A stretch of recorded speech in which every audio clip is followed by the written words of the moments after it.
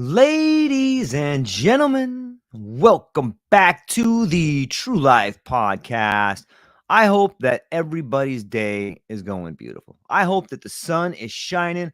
I hope the birds are singing and the wind is at your back. I got a great show for you today. He's been on the show before, incredible guy, and I want to welcome everybody to this space where boundaries dissolve and the depths of self-awareness are the ultimate frontier.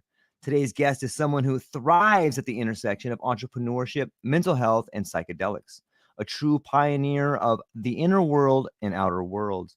After 2 decades as a serial entrepreneur, he recognized that the path of true fulfillment lies not just in building business, but in building better versions of ourselves. Meet Gv Freeman, unstucker of humans, optimistic, and a fearless tipper of sacred cows. He embodies a Venn diagram where ancient wisdom meets modern dilemmas using centuries-old tools to address the struggles of today.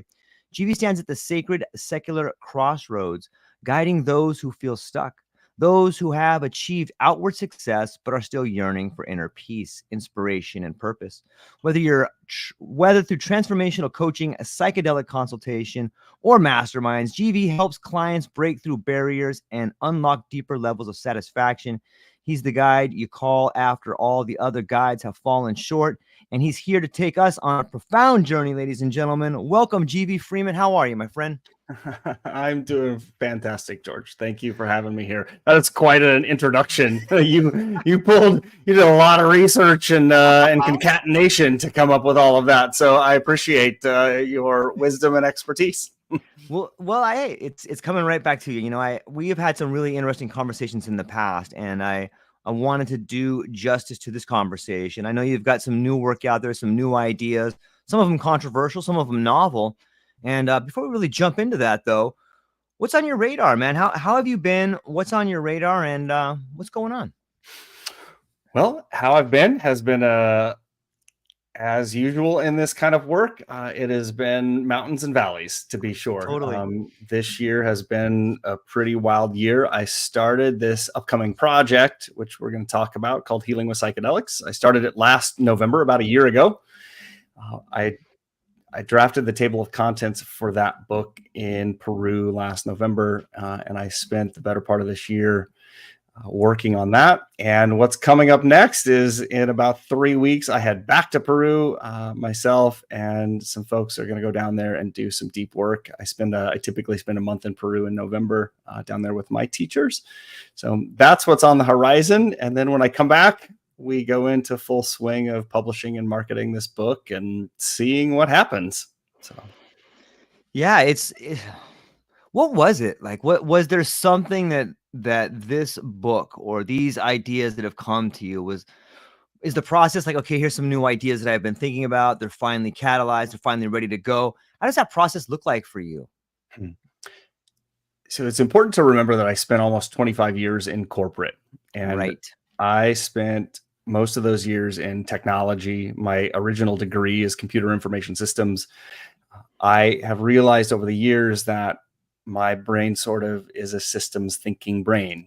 So I take a whole bunch of information, and I've done this a couple of times before. My first book was called the SaaS Field Manual, and I essentially did the exact same thing. I had spent a number of years helping and mentoring founders of tech companies who had no idea what they were getting into when they built a software company. They thought that it was just it's sort of the field of dreams. If you build it, they will come. And that was not how software worked.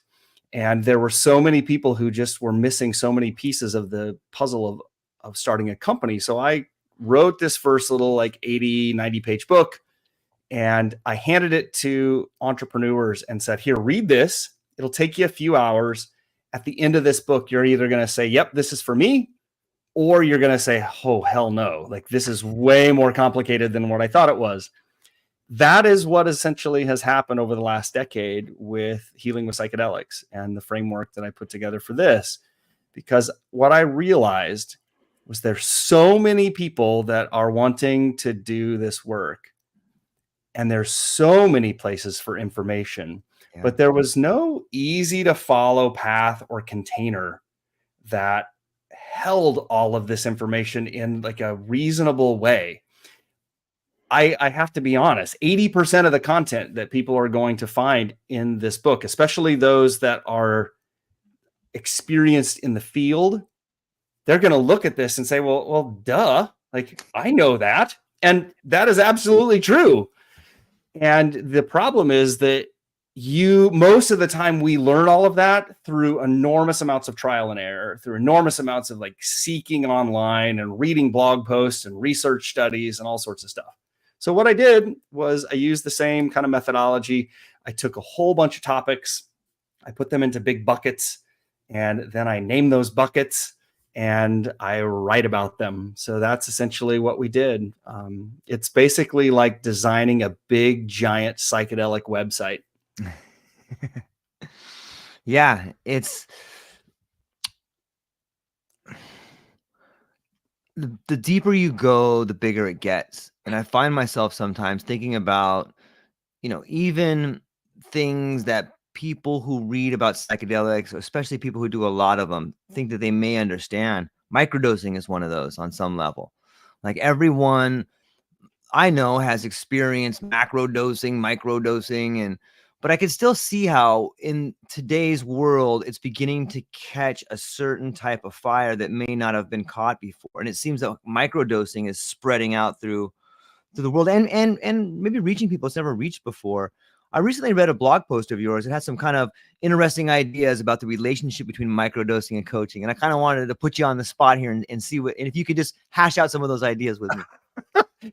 Well, thanks for starting a fire with the second question. I would say that there's only been 2 posts that I have ever created or published on LinkedIn that have caused quite a ruckus. And this was one of those posts. In fairness, it started with a researcher from the Imperial College of London who published a paper that was discussing the success rate of microdosing. And he all but said, there's a good chance that microdosing might not work as well as we thought it did. And research shows that a lot of this is the placebo effect. And my very flippant, in all honesty, my very flippant comment on his post was, I look forward to the day when microdosing coaches are irrelevant.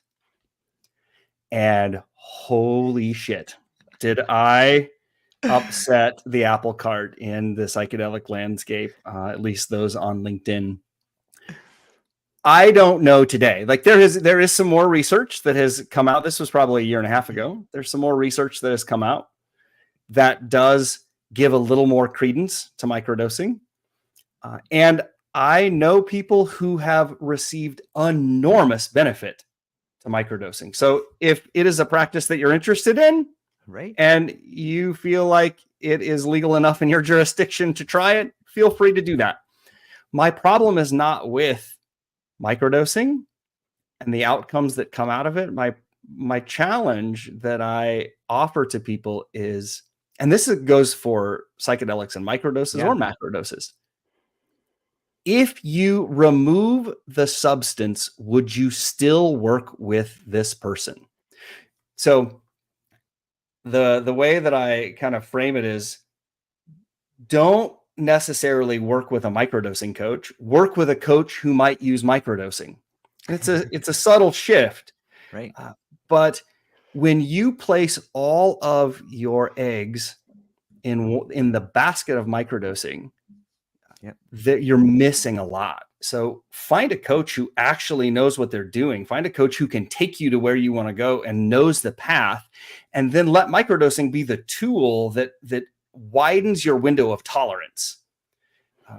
Whether it does or doesn't, if you believe it does, great. And you will get more positive benefits if you believe it does. But it doesn't, in all honesty, it doesn't require a coach to use microdosing. There are 50 journals online that you could probably buy pretty inexpensively on Amazon that will teach you how to microdose. It's not a complex process. So to all of the microdosing coaches out there, I honor the work that you are getting. I honor the outcomes, the positive outcomes that you are getting from your clients, but take ownership of your coaching ability and like let the microdosing do whatever it's going to do, but don't focus on the substance, focus on the quality of the content and the coaching and all of the work that you're doing with that human. So I don't know if that's what you wanted or not, but I brought it up because I feel like the same thing too. Like, I'm not against, on some level, I'm for a lot of the world of psychedelics. Like, I want to see change. I want to see people find a way to become the best versions of themselves. But it's almost irresponsible to say that there's not a lot of cash grabs out there. You know, it seems to me on some level you're beginning to see the instrument become institutionalized. And when I see microdosing coaches or guides on some level that are offering, you know, forever counseling, like, okay, that's a problem. Like, especially for microdosing, like microdosing should be, if you need someone for an introduction to show you the head of the trail, I got it. There it is. Hey, here it is right here. I'm going to take you on one quick hike. And then there's all these flags. You go off how you want to. But to be with a microdosing coach for more than like 3 months, I think that the coaching is being a little bit, you know, there's a problem there. There seems to be a relationship that's starting out a little bit disingenuous. Like, this should be like, I'm going to show you how to use this and you're on your own because you can handle it on some level. Is that, what do you think? I would totally agree. If you are truly a microdosing coach, it shouldn't take more than a month, because right. You can teach people how to microdose and how to be, you can give them a few practices and journal prompts that they can do on their own pretty effectively. But after you have taught the basics of microdosing, you're no longer a microdosing coach anymore. Right. So at that point, become the coach that you really are destined to be. I think there's a huge number of coaches out there who are doing amazing work with their clients, but it's not solely related to the microdosing. It's the work that as coaches, we are trying to get clients to move into these deeper and deeper realms that create ongoing sustainable change and transformation. The microdoses are just there to help us maybe calm our nervous system a little bit, to widen our window of tolerance. There's a whole bunch of things that it can do. And if in fact, I don't know today if we can actually prove that microdosing increases neuroplasticity. We know that macrodosing does, but I don't think there is actually a study that shows microdosing increases neuroplasticity. If there is, somebody please comment and tell me that I'm wrong, because all publicity is good publicity, I guess. Yeah, it's true. I've always found that the macro dose is where the change is, and that the micro dose is on some, they seem to keep those tendrils of ideas connected on some level. So if you have whatever your strategy is, for me, it's been some pretty big doses, and then I'll use a micro dose to stay in tune with the frequency with which I've been kind of guided on that level. But it's interesting, and I know it works for different people in different ways. I just want to send everybody within the shout of my voice, if you're going to microdose, it's something you could do. Be careful, choose your stuff out there, but don't get sucked into being with someone strictly for microdosing for a long period of time. I think you're on the wrong path there if you go down that road too much. But in fairness, just recently, within the last 2-3 months, there has been sort of a, let's call it a scandal in the world of psychedelics, with people producing chocolate bars that were intended for microdosing that have put a whole bunch of people in the hospital. So your microdoses don't need to come in chocolate. They don't need to come in capsule form. They can literally be picked out of your garden and dried and used in a scale and dropped in your yogurt in the morning if you want to. Like, it doesn't have to be any more complicated than people are making it. Yeah, you know what? I was talking to the incredible journalist Jack Gorslin the other day, and he was talking about some of these head shops that are being raided for, you know, psilocybin-like substances, or these derivatives that are finding in these chocolate bar gas stations and stuff like that. What do you think that that's a real threat, GV, to be this whole thing kind of being shut down and trying to put the genie back in the bottle? I don't think it's a real threat. I don't think it helps. I think for anybody who wants this to not happen, I think that is evidence to slow the process. Maybe that is, I don't think the genie's going to go back in the bottle at this point.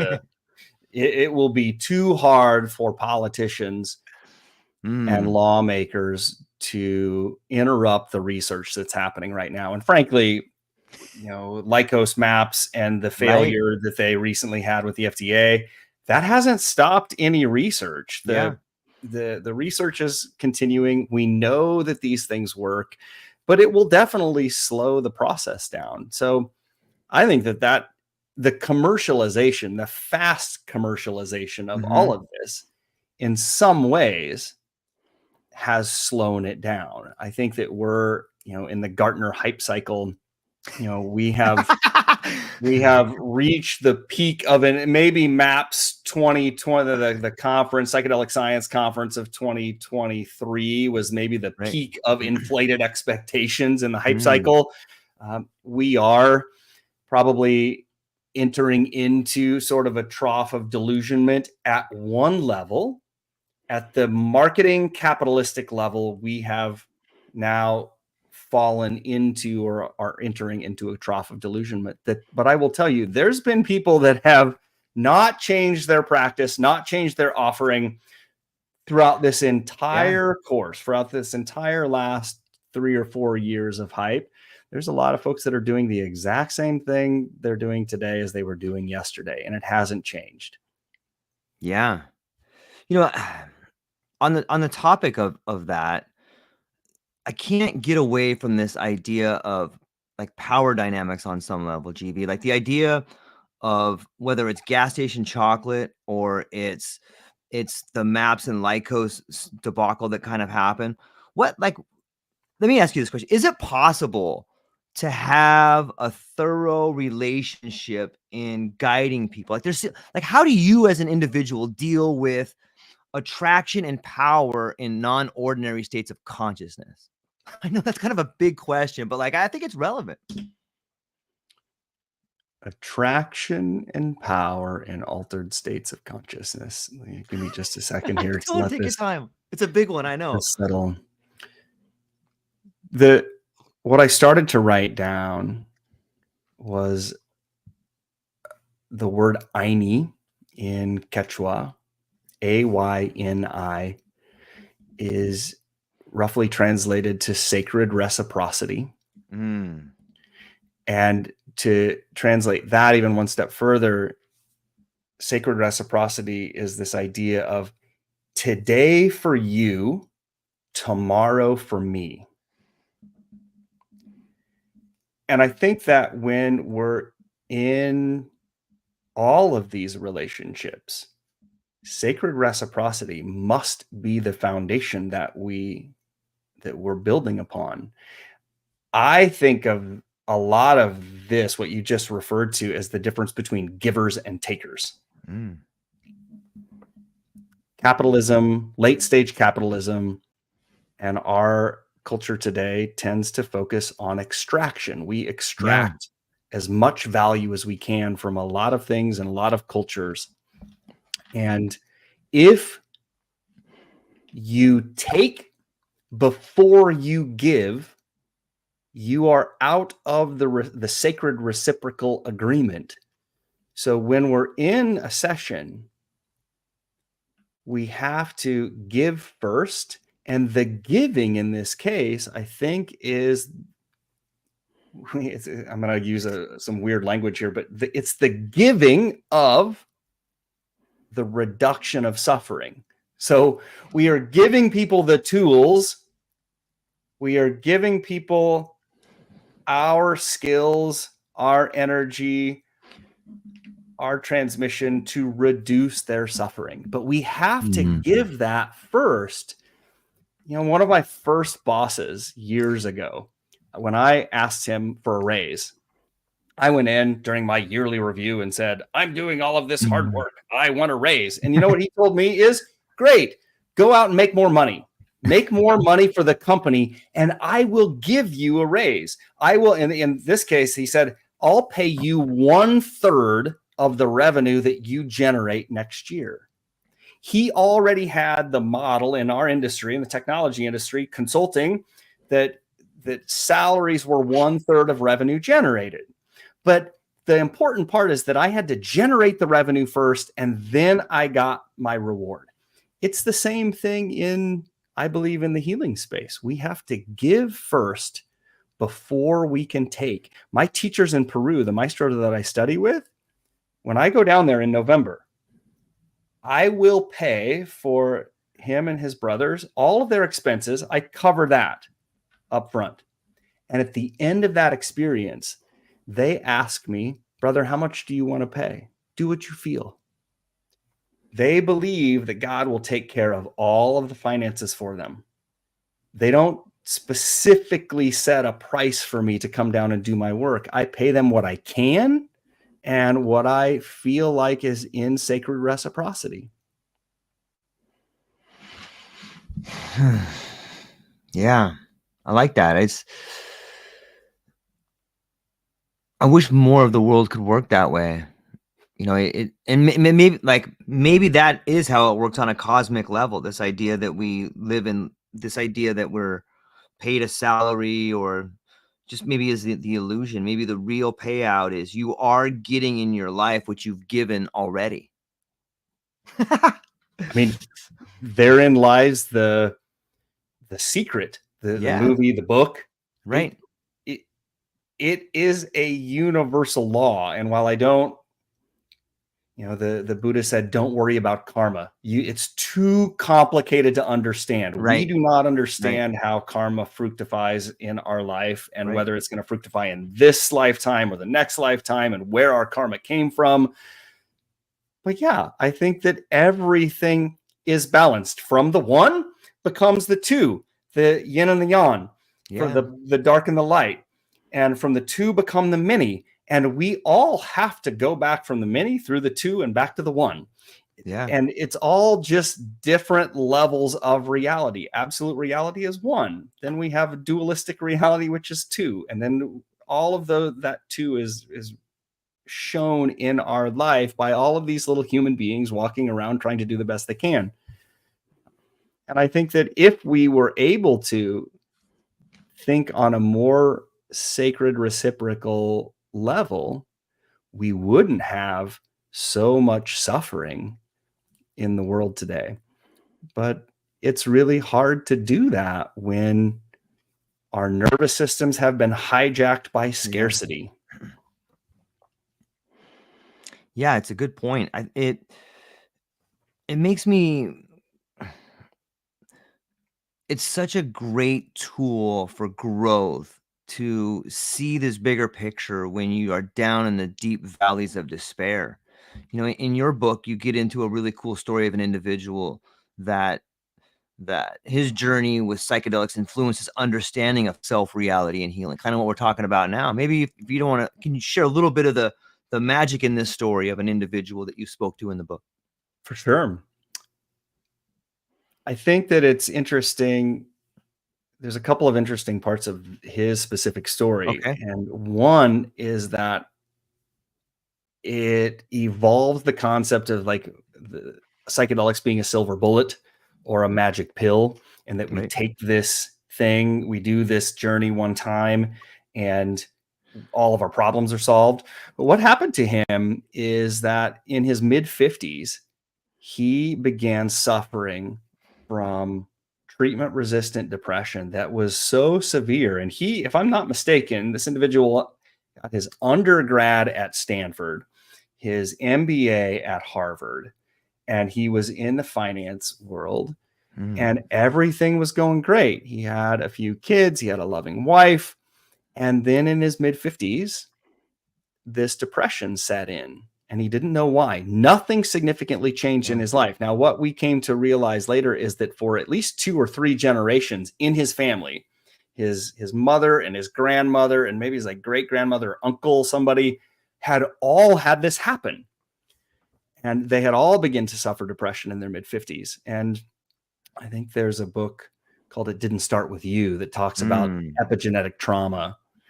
And he came to me to start doing some of this work, and he had tried pharmaceuticals and they somewhat helped, but the the side effects were really intense.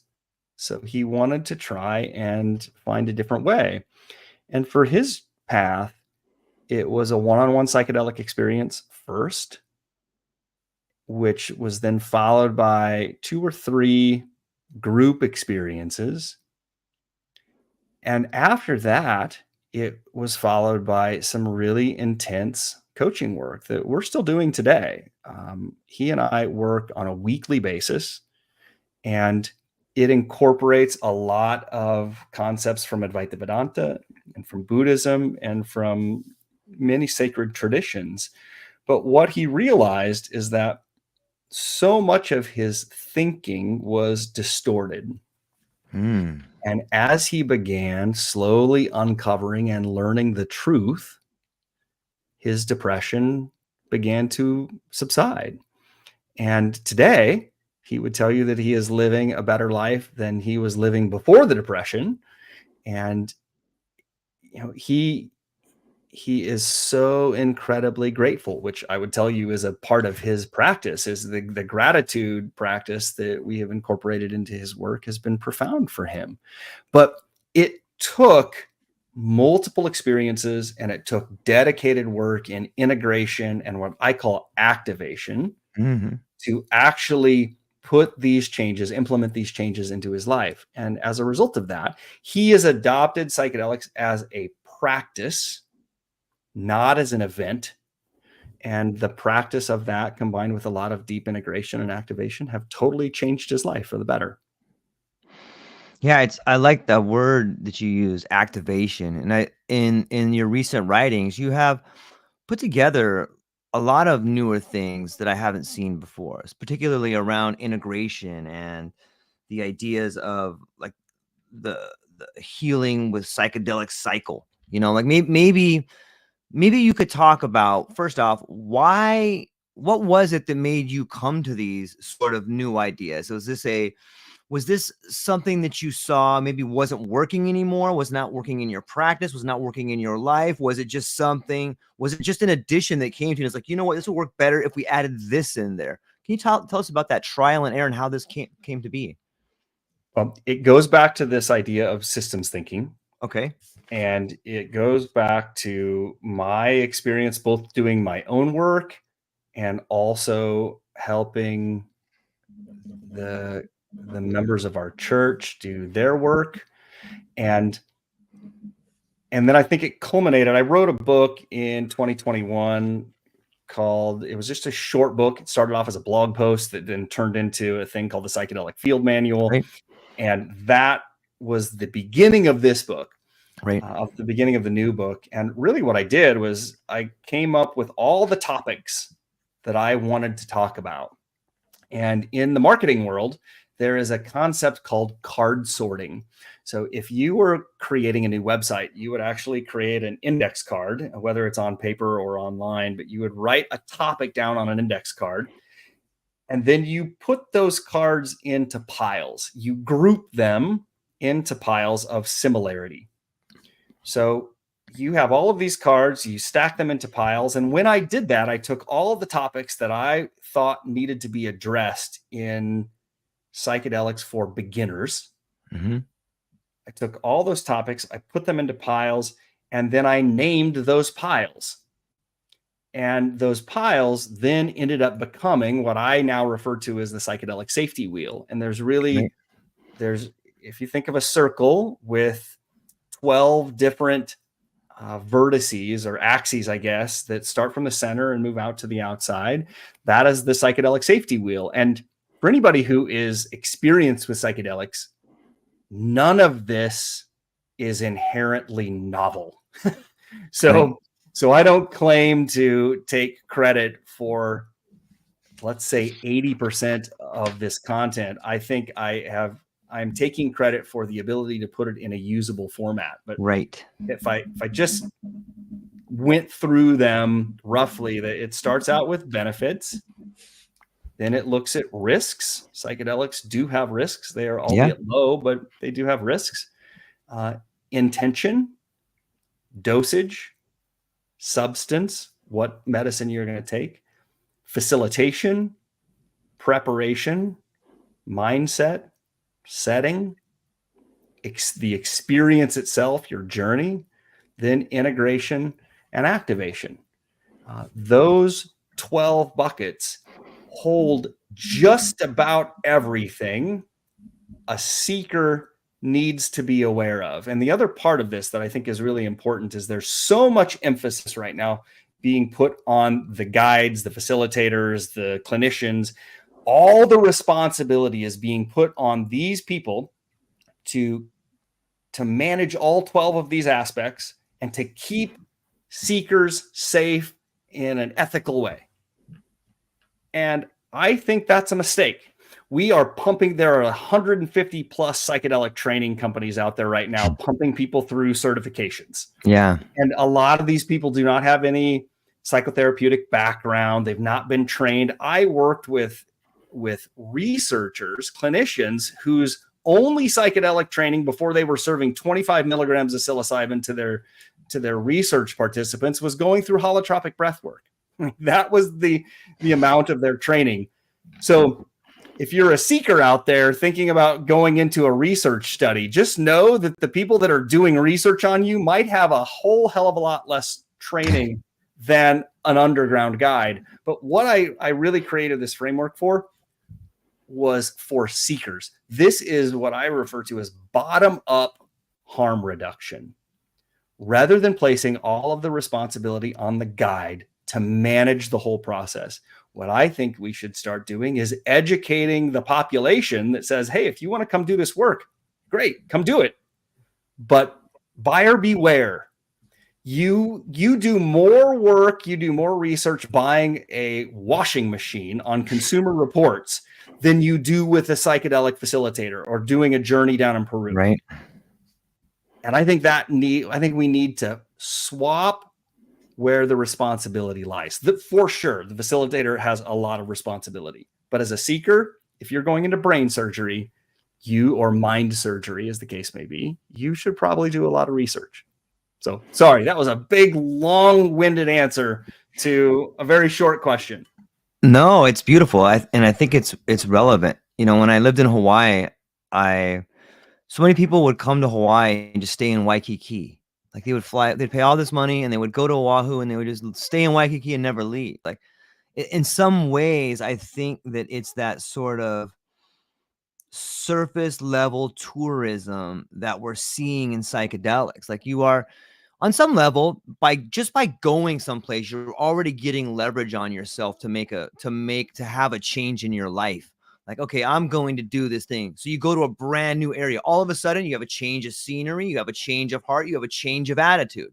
So while the medicine will work there, it's important to understand that, you know, if you do the work yourself and you start analyzing and looking at all these different dimensions of measurement that can change in your life, if you and you know what? You can go right on your website, Gv. You have so much free content on your website. That's one thing I love about it. You can go on to get free manuals, free meetings. Like there's so much cool free stuff on your website. Everybody should go check it out in the show notes. But yeah, I think that's a big part of it. You don't need to really go outside of yourself when you can go inside yourself and begin this journey on some level. And that's what I think that this in this new book, like you're really hammering in, like, look, it's right here. If you want to begin this journey, here's all the things you can do right now. I think that is something that seems to be counterculture. And I know that's kind of a roundabout way of saying everyone right now is commercializing and certifying. Hey, go do this, go meet these guys. Just do it yourself. Here it is right here. And then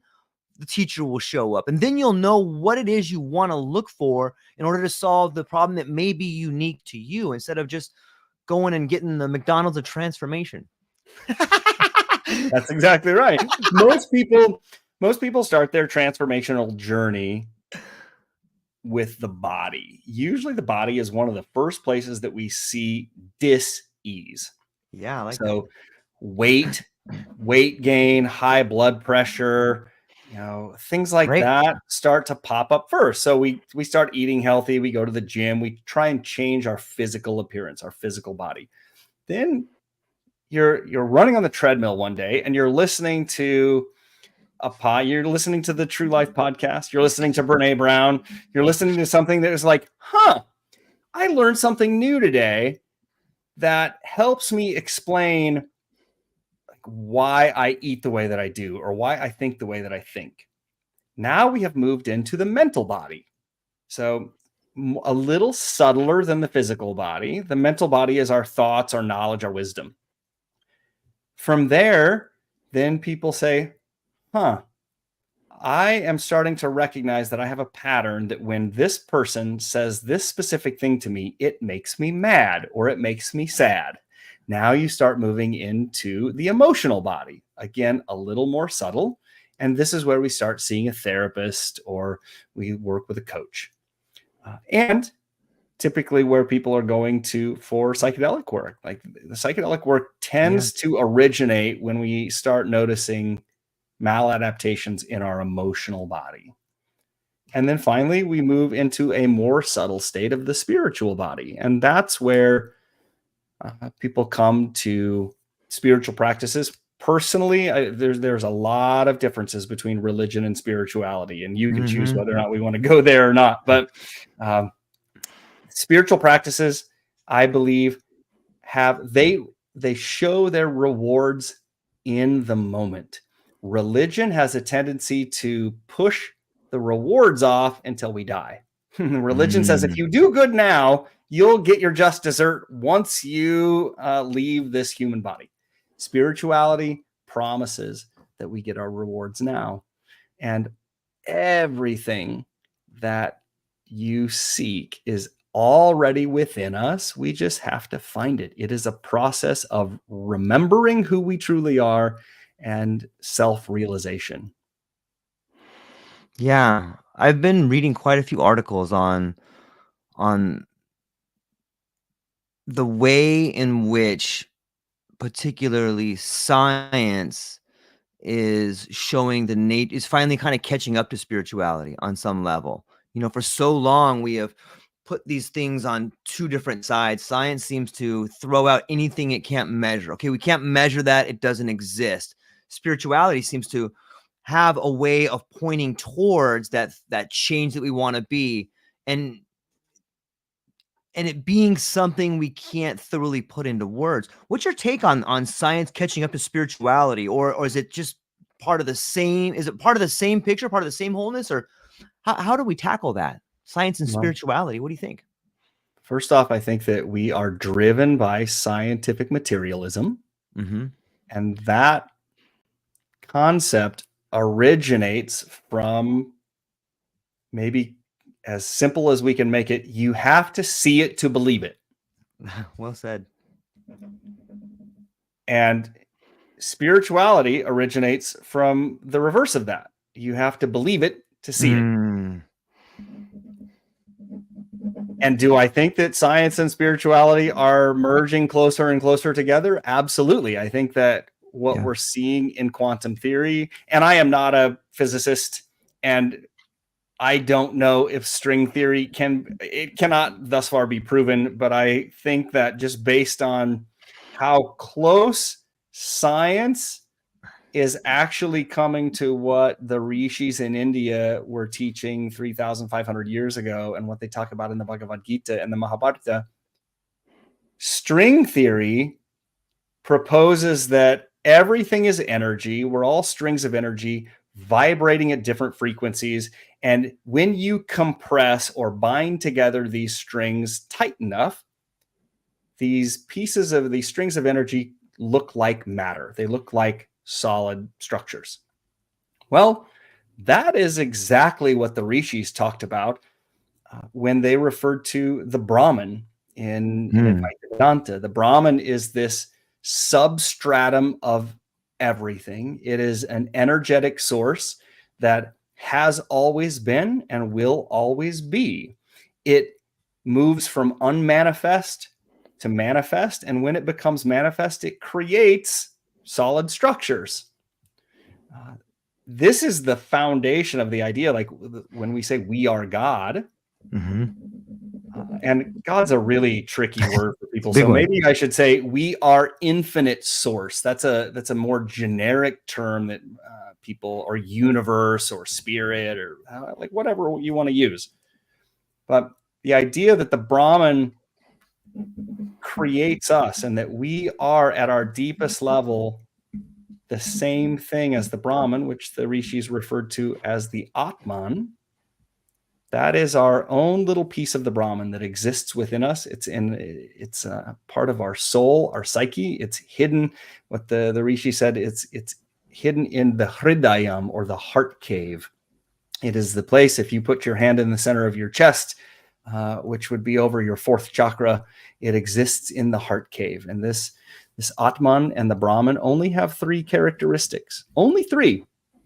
Universal existence, meaning that it always was and it always will be. Universal truth, meaning that it knows everything, therefore we know everything. And it is the source of bliss. So at our core, we are blissful. We have just forgotten that. But where science and spirituality meet is in that place. We are all just energy. And depending on how tightly bound together that energy is, will change the frequency of our vibration. Yeah. It's interesting to think, like, you work with a lot of different people and you have seen people create big changes in their life. You have created giant changes in your life. Do you think that, and you had mentioned the term dis-ease when we look at people's bodies, or you could probably just pull up the DSM and look at that as a manifest. It seems to me like all these diseases, this dis-ease is our problem trying to function in a world that is sick. When you help people and the help that you've done in your life, do you think that helping yourself and healing is just coming to terms with the idea of finding out who you really are? Yeah, that's exactly what it is. So if we imagine for a moment that this Brahman, the source of everything, the substratum of everything, if a little piece of that is within us, and that's called the Atman, that's our soul. Right. Our soul. Now I'm going to switch over to another concept. Okay. So David Hawkins wrote Power versus Force. What was the name of that again? I'm sorry. Power versus Force by David Hawkins. I think it was in 1994. And David Hawkins presented what he refers to as the map of consciousness.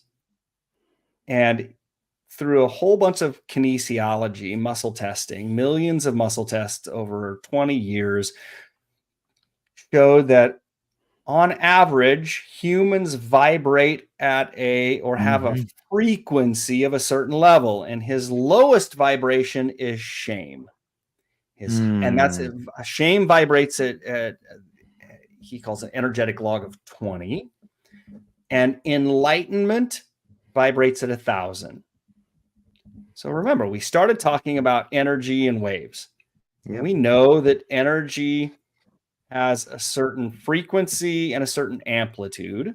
So if we look at the average vibration of ourselves, we are vibrating at an average rate.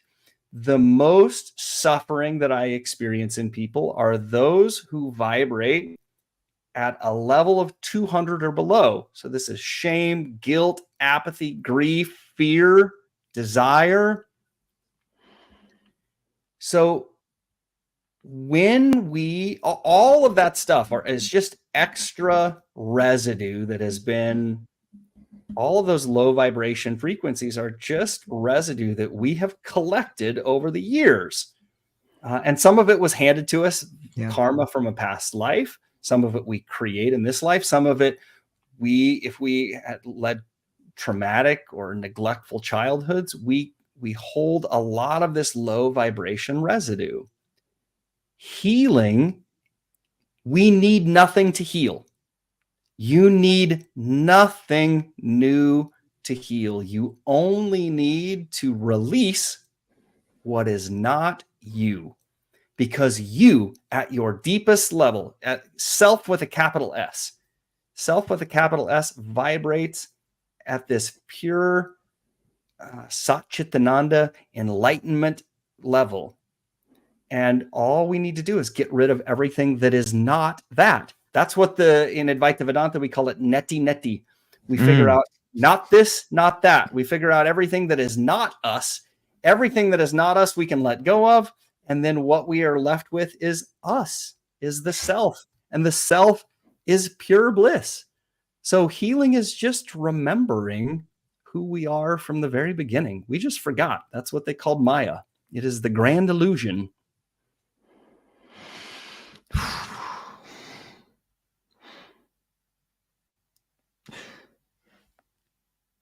I think it, on some level, now I'm connecting the idea of the wheel we talked about earlier and all these buckets in which you can begin your journey.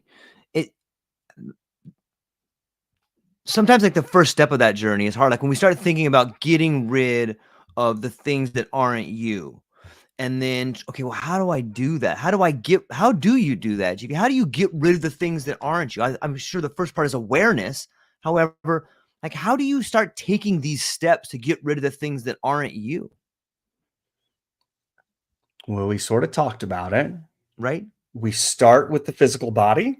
You go work out. You want to change your physical body. You want to get healthier. That's the beginning way. And then we learn a little bit. We move to the mental body. We start experiencing our emotions and we realize, you know what? I don't want to be angry anymore. One of the first ways to start healing is to begin recognizing that we are not our feelings. I think in cognitive behavioral therapy, they say feelings aren't facts. Right. And in Advaita Vedanta, we would say, if I can observe something, it is not me. So if I can observe my anger, that anger is not me. And if I want to be a less angry person, I need to figure out what's causing that anger. Usually anger sits on top of fear. Fear sits on top of sadness. So I go back and I find the source of that anger and the fear and the sadness, and I release it. When I release that low vibration piece of energy in yoga or in traditional Eastern wisdom, we would call it a samskara. Besser van der Kolk, who wrote The Body Keeps the Score, says that trauma is stored in the body, in the nervous system. Well, the nervous system runs on electricity. If trauma is stored in the nervous system, then it's just low vibration electricity. And if we release the low vibrations, over time, with the more vibrations that we release, the higher our average frequency grows. And once you make it past, in Hawkins' map, once you make it past 200, you move away from a survival paradigm. So 200 and below is survival. We're just trying to get by. And this is where most people start their healing journey. They are just surviving.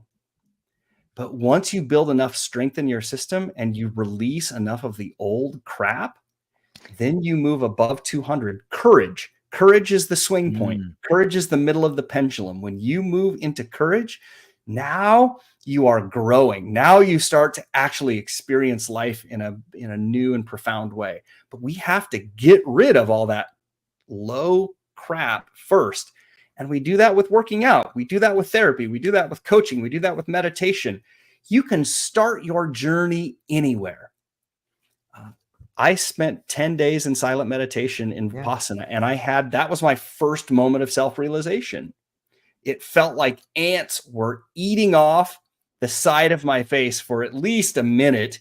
And in that practice, we become equanimous to these feelings. So I chose not to be happy or sad that my face was being eaten off by a swarm of ants. But in that moment, what was happening, what I didn't realize until 3 months later after sitting in that moment, was that the feeling of being broken had been taken away from me. I didn't even know that I thought that I was broken. I didn't know that I felt that I was broken, but for whatever reason, that was taken away from me in that 1 minute of meditation. So choose whatever path is most accessible to you, if that's going to the gym, if that's going for a walk for 30 minutes a day, that's where you start. Psychedelics are not the entry point. I would tell most people, do not enter your healing journey with the trailhead of psychedelics, because it could be a really challenging experience. Well, how old were you when you had that experience of the ants and that particular meditation? That happened in 2020. It was the first Vipassana meditation retreat that came back online after COVID. It was in the middle of rural Idaho, and I had been intended to go to a Joseph Goldstein retreat on the East Coast, and that retreat was canceled because of COVID. And the next day I woke up and said, well, if I can't go on that, I've always kind of wanted to do this Vipassana thing. And there was one retreat center in the entire world that had just opened up registration spots. And I happened to be one of the first people to sign up. So it was a little bit of divine intervention. Einstein said, synchronicity is God's way of remaining anonymous. And this was, I'm sorry, he said coincidence is God's way of remaining anonymous. I think synchronicity was a Carl Jung quote, but that's how I ended up there. It brings up the idea that you talk about in your book too, about us being both divine and human. But before I jump into that one, everything prior to, I want to tie in the idea of courage, healing, and a low vibration. It seems to me, and not starting your journey at psychedelics, was everything before 2020 necessary in order for you to find the courage, the role of the trials and tribulations in your life, living in the corporate world, some of the letdowns, all the family drama, all the relationship drama? Was that all necessary in order for you to have that moment at that retreat? Yeah. Of course, right? And if we zoom far enough out, we start to realize that everything is perfect. If, there's the way that I diagram this to my clients is if you imagine a horizontal line, and in the middle of that line, you draw a straight vertical line. So it looks like an upside down T. Mm-hmm. And when we're born, we start at where those lines intersect. We start at the base of that upside down T, and we are that the horizontal line represents suffering. The vertical line represents dharma or destiny. This is the way that I really think of the difference between fate and free will. So at the beginning of our journey, we're born where suffering is zero, and our dharma or our free will, our dharma or our fate are exactly at the origin point. And for about 3 years or so, all we can do is just be ourselves. If we're hungry, if we want something, we cry. If we're happy, we laugh. Our insides look like our outsides. We have not adapted to the world yet. But then adaptation starts. Our ego begins to form, and we begin adapting to the world. And depending on our primary caregivers, we may adapt very well to the world, or we may adapt in a really challenging way. We may have to adopt behaviors that keep us safe or that get our needs met. Now, what happens over time is that your path in life veers off of this vertical line. The farther you veer to the right or the left of this center line, the more your suffering increases. This is free will. We have a relative free will. I don't believe that we actually have free will. We just have the illusion of free will. Because if I act in alignment, if I knew my Dharma, if I knew my Atman, if I knew my true self from the very beginning, I would only do what is in the best alignment with my true self. But that's not how we live. We go out like there's the, can I say naughty words on this podcast? Please feel free. There's a great graph. There's a great graph that shows a graph of the more you fuck around, the more you find out. Yeah, totally. So the more we fuck around, the farther our free will line veers off of the Dharma line. And then we hit a point where life gets really hard. And that's where we then turn back and say, I need to make changes in my life. That's where our line that was moving away, our free will line that was moving away from Dharma, now reorients and we move back towards Dharma. And we go back. And our life feels amazing. And that's when we're crossing over our Dharma line. And then what do? We're like, oh, I should go fuck around a little bit more. And we go to the other side and we fuck around a little bit more until our life gets really challenging. And then we find out that we don't really enjoy that. And we start to come back. And at some point in time, we start to realize who we truly are. We start to truly heal. And at that point, we start making decisions that are in alignment with our Dharma. And we stop fucking around quite so much. So yes, the answer to your question is all of this stuff had to happen for me. When I was 14 years old, I lived in a small Nebraska town, 3,500 people. I got outed as a gay kid when I was 14 years old. And my whole sophomore year was absolutely horrific.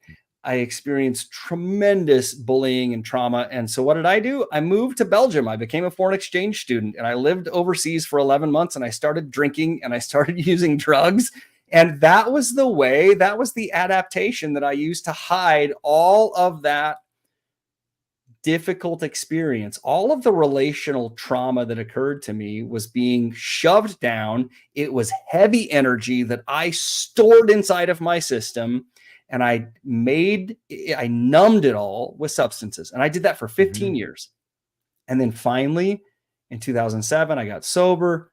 I started working with a qualified sponsor. And in a lot of ways, 12-step recovery saved my life. And it started me on the journey that I am today. And that had to happen for me to heal and for me to end up at a Vipassana retreat and for me to go set with ayahuasca in 2015 and for me to continue doing the work that I'm doing today. It's all perfect.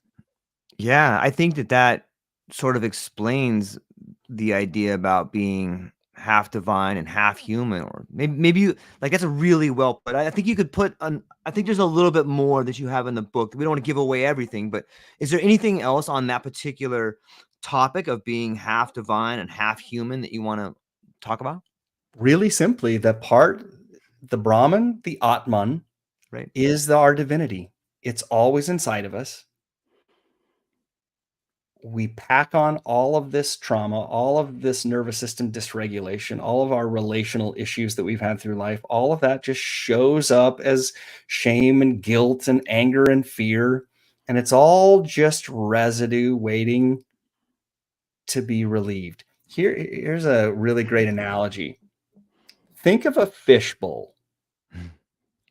And the fishbowl itself, the glass bowl is our body. And the water inside the bowl is our mind. If you don't clean that fishbowl, the sides of the fishbowl, they get dirty, they get algae, stuff gets caked on. Again, fishbowl is the body. It's pretty easy to clean the sides of a fishbowl. We can see where that algae is and we can reach our hand in there and we can scrub it away. That's like going to the gym.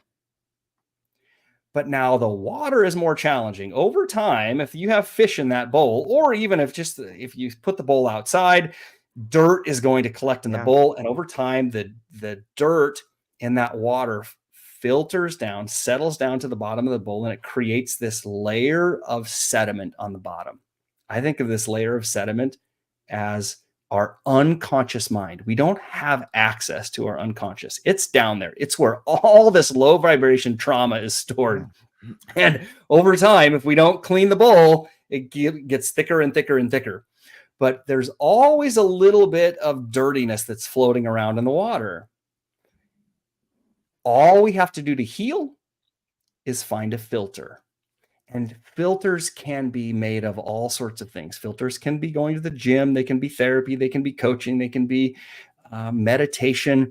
And in my case, and what the book is about, is how to use psychedelics as a powerful filter that not only can clean the water in the bowl, but it also has a chance to stir up some of that sediment on the bottom.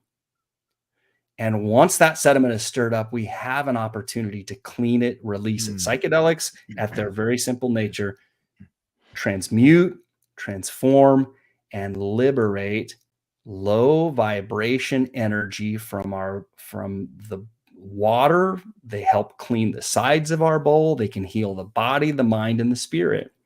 That's all we're doing.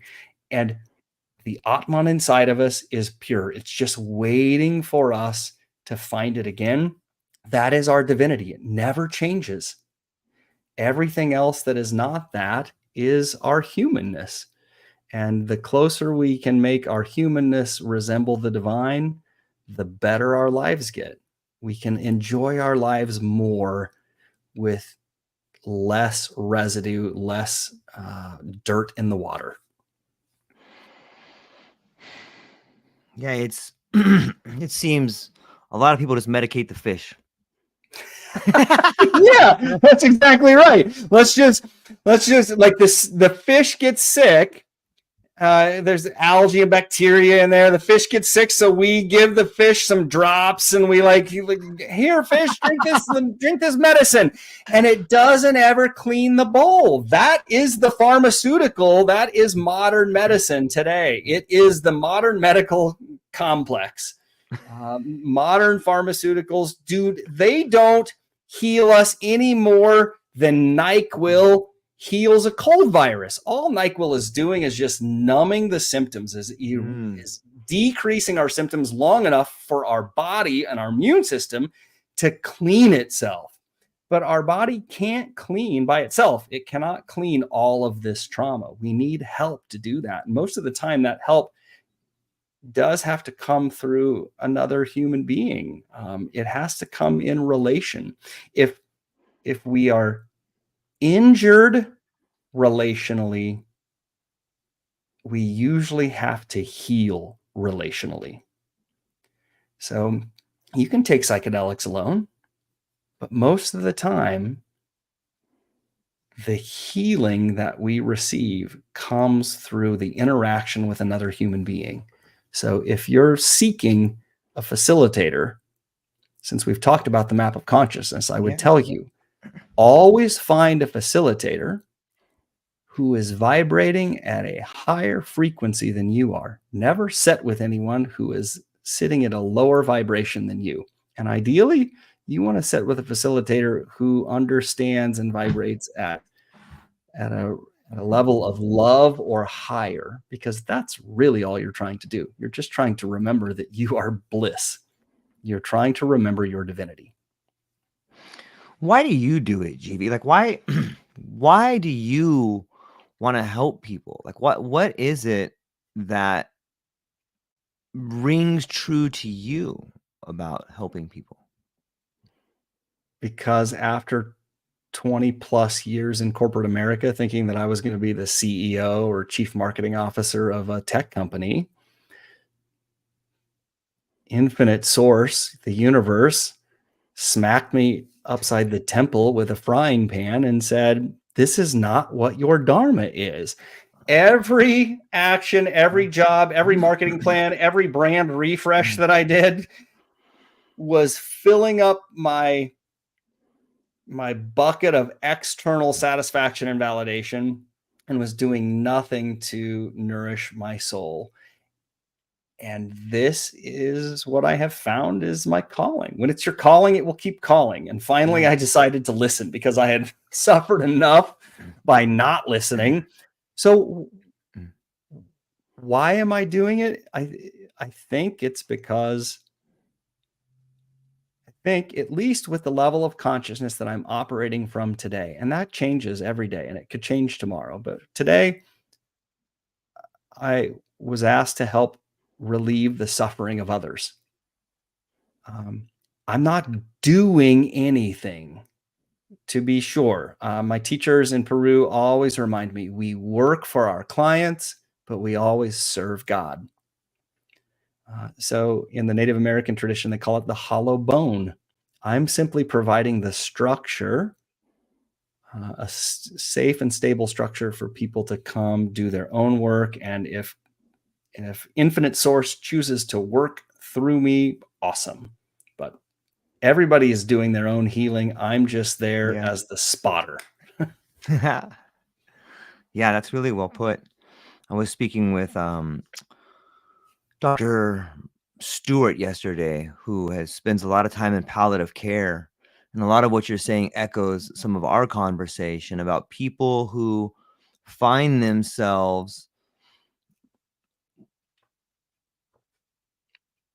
trying to live a more meaningful life, have often come in contact with something greater than themselves, whether it's sitting with someone who's dying, whether it's getting to the peak of the corporate ladder and then realizing this fucking thing's up against the wrong wall. What have I done? Maybe it's losing a relationship, but it's these giant traumas in life that give us the courage. Maybe that's a higher vibration to start doing meaningful change in our life. And it sounds to me like that's a huge part of what you're doing. And I know when I talk to you and speaking to you outside of here that you are going out of your way to create a more meaningful version of yourself, and in doing so it's contagious to other people, man. Like, what, maybe we could talk about meaning for a little while. Whew.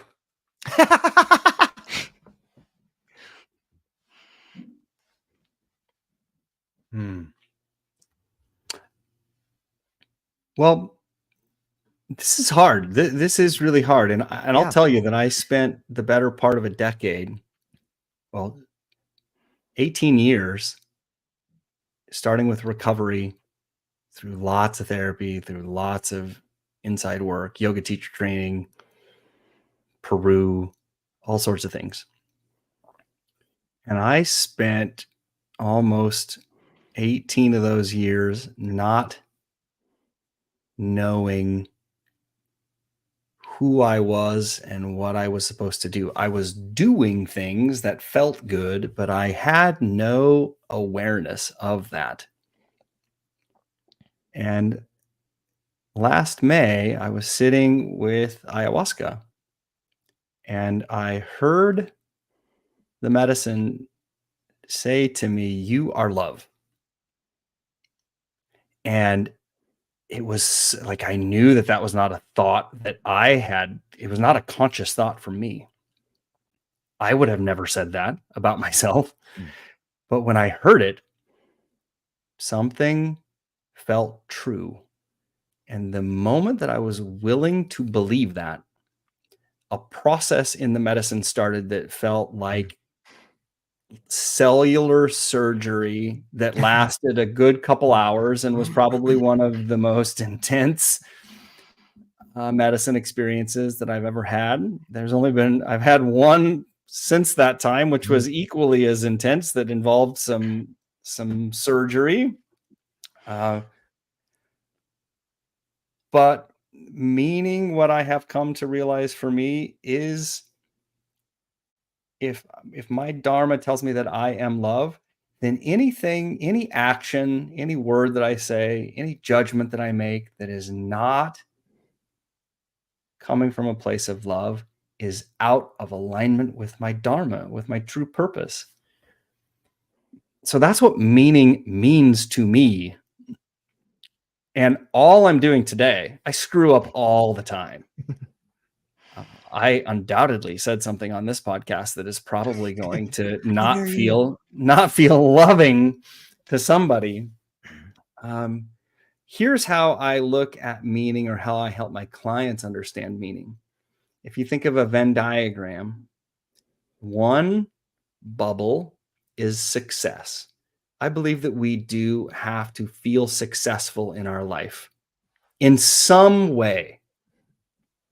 Another bubble is inspiration. We have to feel inspired to create something, to be inspired at our work, inspired with our family, inspired by creative pursuits, whatever that is. But success, inspiration, and the last one, which is really the most important, is enjoyment. This culture is so focused on working hard now for some future payoff. And in reality, we don't know what's going to happen tomorrow. I have a client who 6 months ago experienced the death of his son. And one day his life was great. And the next day his life was horrible. And he had no idea that was going to happen. But I can tell you that he would probably live his life different had he known. So success, inspiration, and enjoyment. If you're not enjoying your life today, if you're not at least trying to enjoy your life today, you're doing something wrong. That's why we're here. When you combine success, inspiration, and enjoyment, where I think the center of that Venn diagram is freedom. When we live a life of freedom, so many things happen for us that we don't have to worry about. There's a sort of a phrase in the Tao that says, we are the maker of music stands, but we make no music stands, and all music stands are made. When everything happens, but I don't have to effort to do them, that's when I'm living my true purpose. That's when I'm living a life full of meaning. That is a beautiful answer. I just got to take a minute to think about that.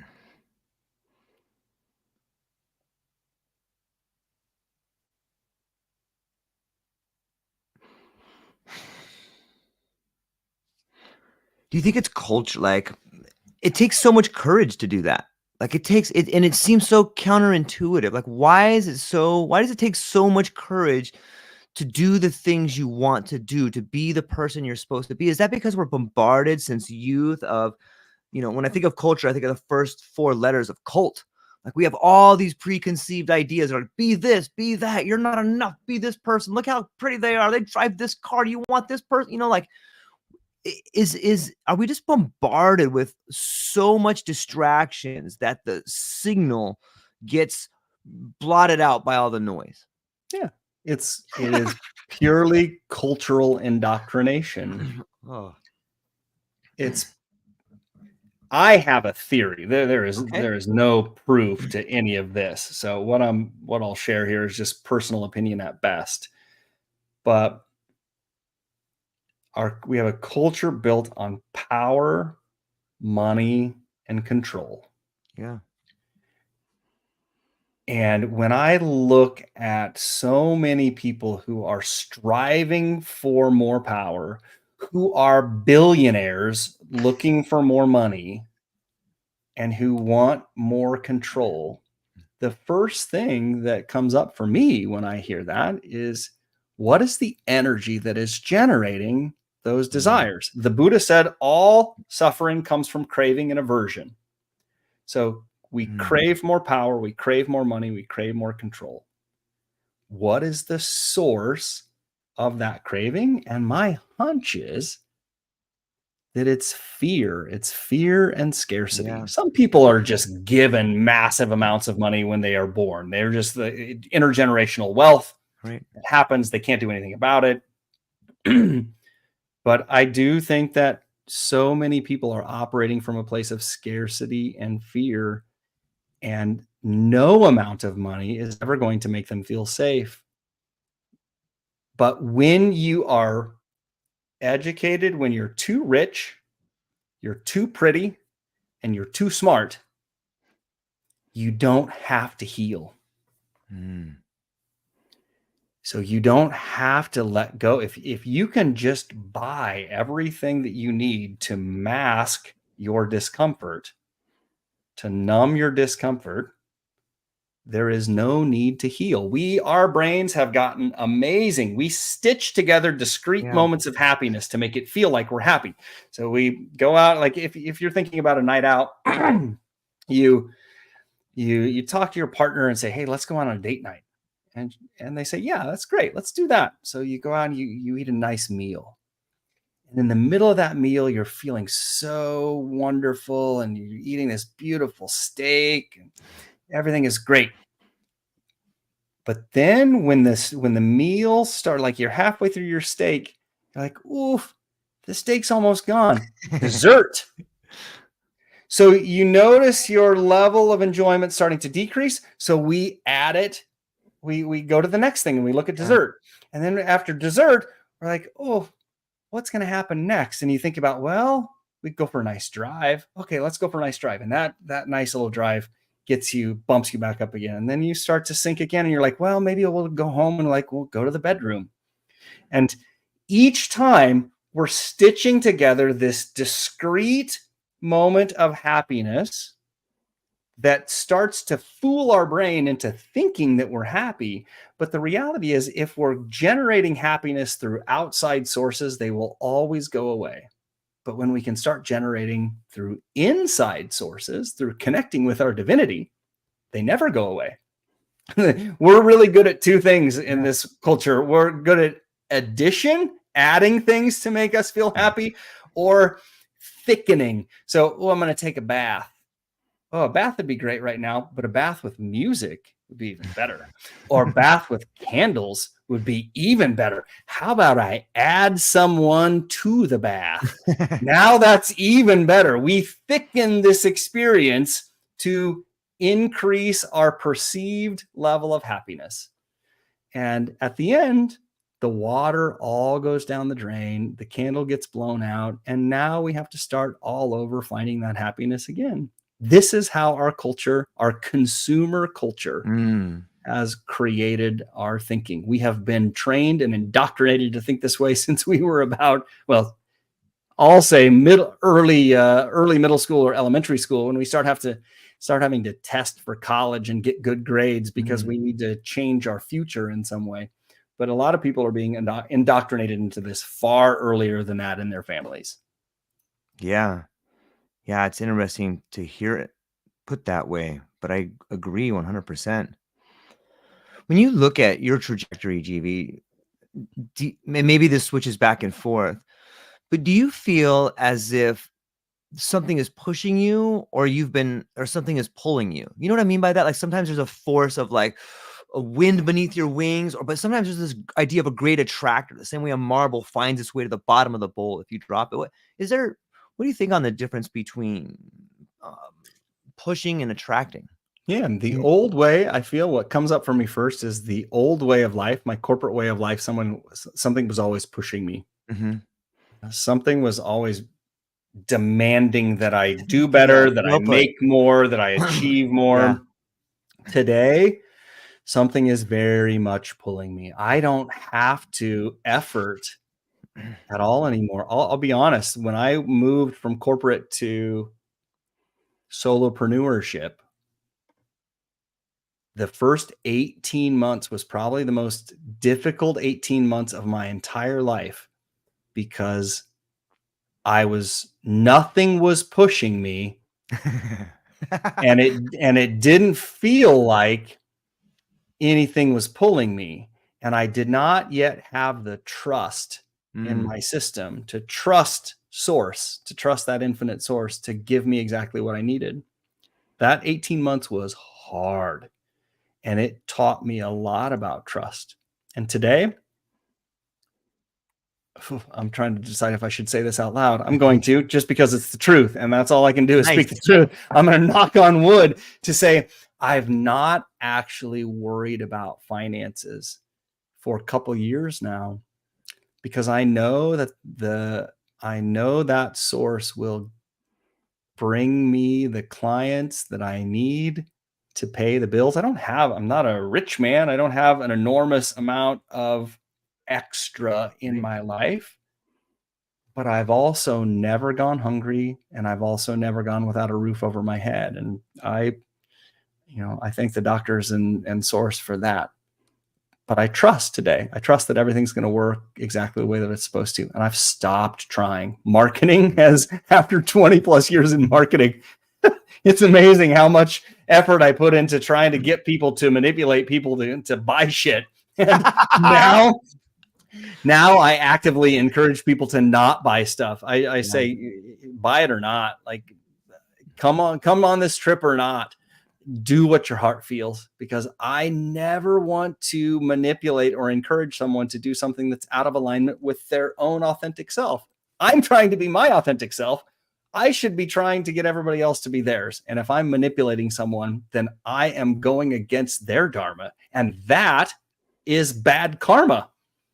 If I have the intention of trying to make someone do something that's against their dharma, that will create bad karma for me to resolve. And I'm done with bad karma. I've had enough of that. Yeah.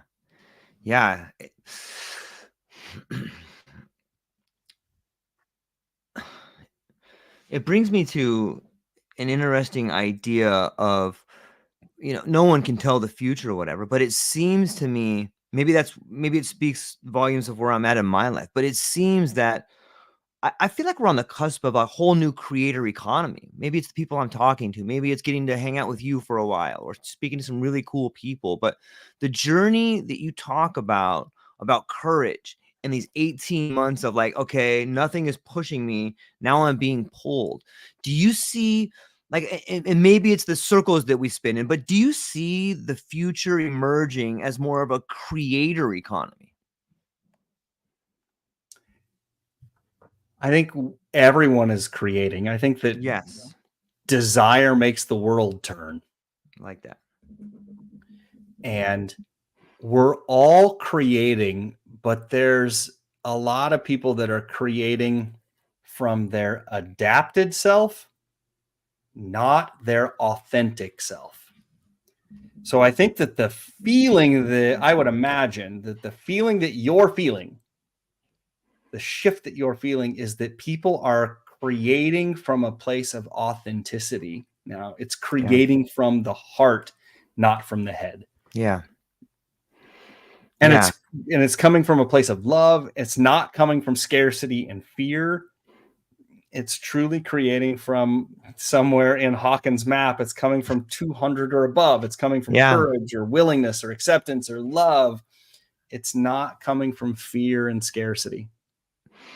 Yeah, that's well said. It's so contagious in some ways too. And maybe that's the idea of that great attractor at the end of time, or this thing that's pulling us towards. It's also pulling things towards you as you're moving forward. It feels like it's pulling these ideas, these thoughts, these people, this potential towards you on some level. It's kind of intoxicating. In yoga, they talk about the yugas. There's 4 yugas. We're in the Kali Yuga right now, which is it's this period of time when our darkest age. And I think they say that the yugas are 400,000 years. Wow. So I don't know where we're at in the Kali Yuga right now, but I do feel, I don't know, I would like to say that we're coming to a tipping point. There's a lot of people that are focused on consciousness a lot now in the way that they were focused in the 60s. I think it's interesting. If you look at a 1967 Corvette and a 1980 Corvette, you will see the influence of creativity and psychedelics in our culture. And I think that Richard Tarnas did work with Stan Groff, and he looked at archetypal astrology.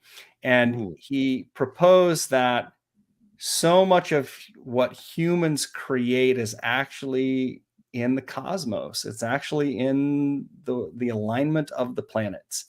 And the most transformative parts of our culture have been, you can go back and look through the astrology at that time and see why. And I think that we have been entering into a very transformative phase. And I'm not an expert in any of that stuff, but there are definitely people out there. And Rick Tarnas has written a few really amazing books if people are looking for them. It's so interesting that you bring up a car metaphor. I can't help but think how much the Cybertruck looks like the DeLorean. You know what I mean? Like same doors, same stainless steel, like John DeLorean. Like it's like I just saw one yesterday and I'm like, dude, we're back to the future. Let me look at something. Yeah, please do. So the DeLorean was created in 1975. That was the year I was born. I'm gonna go out on a limb and piss some more people off here. I love it. And I'm gonna offer that the individual who probably is running the majority of the creation of that of the new DeLorean is probably operating from a level of consciousness that is far below love, and that it would not surprise me that we create a tank, that we create a car that the average person that can drive that looks like a vehicle that could be driven on a battlefield. It feels like a car that would be created and driven by someone that operates out of fear. And there is a big difference between intelligence and wisdom. Just because you use a typewriter doesn't mean you're not wise. I think that we have swapped the idea of intelligence and wisdom in our culture. We have stopped listening to the eldest of our culture. And as a result of that, if you are still wanting to use a typewriter instead of a smartphone, we deem you as unintelligent and unwise. Our relationship with age and the elderly in our culture is really not very productive. And if we would start listening to people who still want to use typewriters, or at least have experience using typewriters, we might not be in the situation that we're currently in. But instead, we look to 20, 30 somethings who are building AI as our brightest of our generation. And I think that is the difference between knowledge and wisdom. And we have focused on a knowledge culture and not a wisdom culture. Yeah, especially in the West. It's interesting you bring that up. I feel like there has been it's been severed, this rite of passage, this ritual passing down of knowledge to the next leaders on some level. And there's a lot of blame to go around. I see so many people in positions of authority. They should stop trying to be an authority and start handing down some wisdom to the people that desperately need it and are thirsting for it. And we've created look at all these ideas of like longevity, like how much money is spent on living forever. Like if you want to live forever, don't build a monument to yourself. Don't build a museum. Pass down your knowledge to the next person that can carry that and keep that dream alive on some level. I really hope that it's something. I got a project I'm working on where we take people in palliative care and give them the microphone and allow them to talk about the transgressions, talk about the wins, talk about the losses, talk about the heartache, talk about what you would have done different. Like there's some real, and maybe that's the return to ceremony. Maybe that's the new Eleusinian mysteries that we have upon us where we can pass that down. But man, I think we're hitting on a really big nerve here, because it's not the first conversation I've had about this, but wisdom is something the world is in desperate need of right now.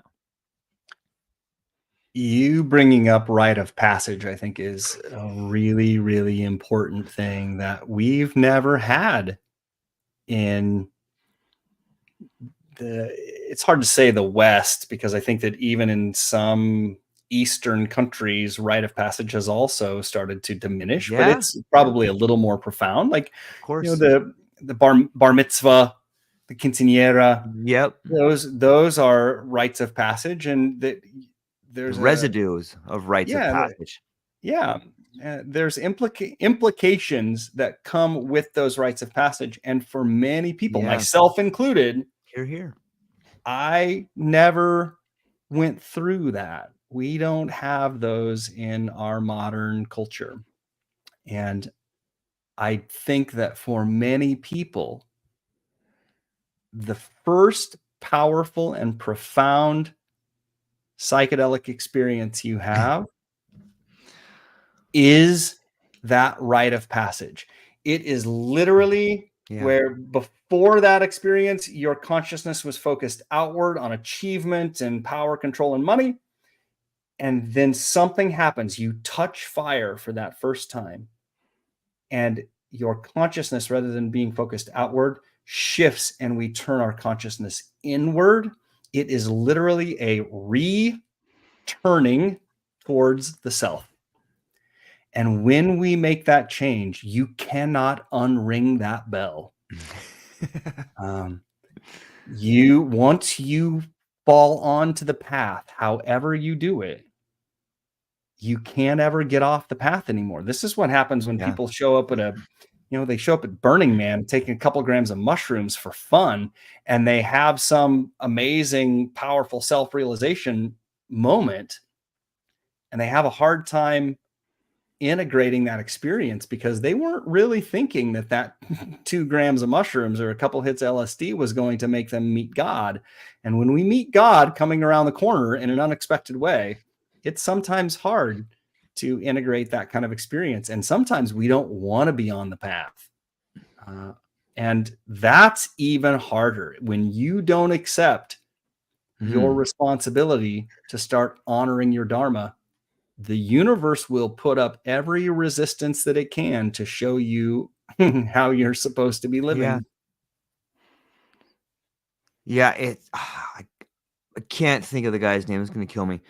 But as a gentleman I follow on Twitter who's big on AI and SaaS, and he had all these investors, and he just had this moment where he came out. He's like, "I'm not doing this anymore." Like, what are you talking about? You're not doing this anymore. And he's like, "It's meaningless." All the investors like, "What the fuck are you talking about? You know how much money we got on here?" And he's like, "I can't do it. Sorry." Nope. And it's like it's that exact touching of fire. It's that exact.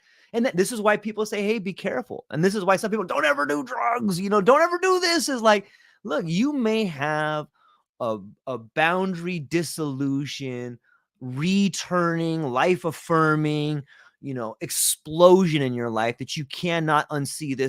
This awareness that blossoms in you that allows you to see things, or the moment of clarity that happens sometimes in a program, like, oh my God, I see it. You can't unsee it ever again. It's beautiful and terrifying at the same time. You mentioned another word that I think is really important, or maybe a concept of legacy. For 100 years, we have been focused. So many people have been focused in handing down a legacy that usually includes wealth of some kind, wealth or property. Yep. And I like to talk to my clients about creating a legacy of wisdom. Like, if you think of the legacy as children, your children, or the difference that you're making in someone else's life, the wisdom that you're passing down, let that be your legacy. Focus less on what you own and focus more on what you give, coming back to our sacred reciprocity. That feels like a really good way to transition out of this body into my next body. You also mentioned you have this big, powerful moment. This is that you can't unsee the thing. Yeah.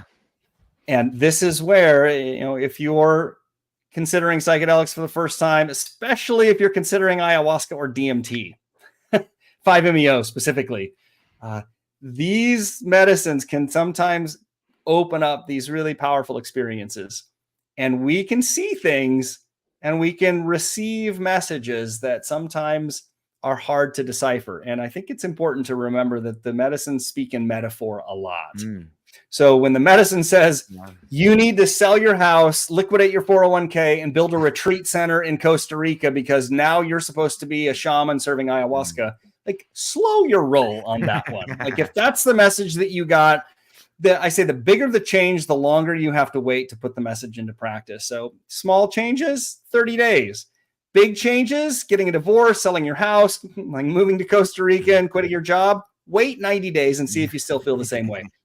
But I like to think of this like I was a DJ for 15 years before that was like the peak of my addiction years were spent on Carnival Cruise Lines as a DJ for 2.5 years. I had a lot of fun, but I got paid to keep dancers on a dance floor. And good DJs, when they're doing it right, you never really know when one song starts and another song stops. So good club DJs could play for 4 hours and you never hear a break in the music. And they're really good at mixing out one song and mixing in another song. Nobody would stay on the dance floor if you just hit pause and cut one song and started another song from scratch. And I think that this is a really good way to think about integration and activation after psychedelics is you don't just want to cut your life off and start a new life.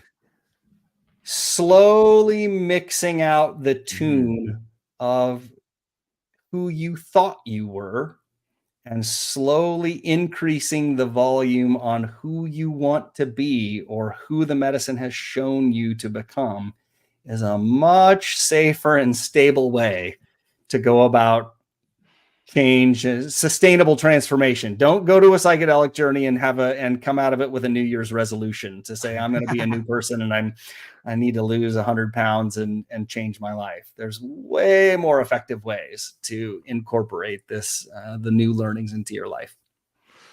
It's so well said. I love the transition there. Gv, we just did an hour and a half like it was 5 minutes. And I feel like I have like a million more questions. But this is just this happens in all our conversations. And I feel it's the mark of a great conversation.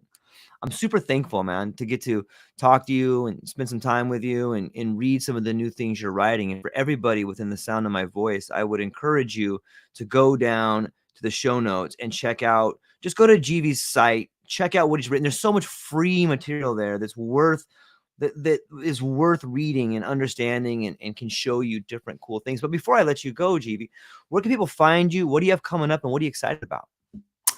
So where can people find me? My personal site is gvfreeman.com, letters G and the letter V, freeman.com. Where I would tell people to start heading more so than that is psychedelic.iq.com. The book, if you're interested in the book coming out, the book will be launched the first week in February right now. It's called Healing with Psychedelics. And it's really a practical guide to safe and sustainable change. Psychedelic IQ, we're also launching the second season of the Psychedelic IQ podcast. That'll probably come out in December. That's guidance for guides primarily, but there's a lot of great information in that for both guides and seekers. So those are two places to go to find me. What's happening next? The book is everything right now. This has been like birthing an energetic baby that I don't want to do for a long time. I didn't realize how hard this was going to be, but I'm glad that it's happening. We're actually going to Peru in 3 weeks. We'll be taking people down to Peru again next year. So if you're really interested in wanting to do work with a true indigenous maestro who is so deeply connected to this medicine, let me know.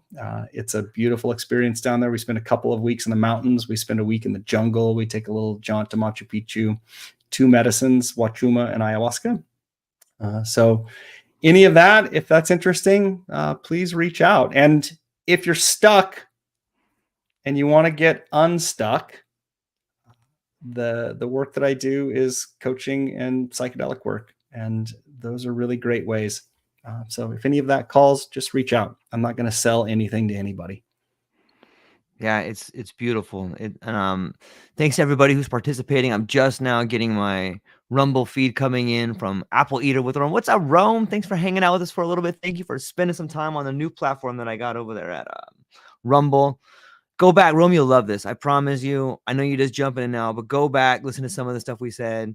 GV's an incredible human being. He's got a lot of unique ways in which he can explain some of the trials and tribulations in his life that I don't know, they speak to me. Clint Kyles, thank you so much. To everybody else that's been hanging out with us, I hope you have a beautiful day. Go down to the show notes, reach out to GV. GV, hang on briefly afterwards. To everyone else, I hope you have a wonderful day. And that's all we got. Aloha.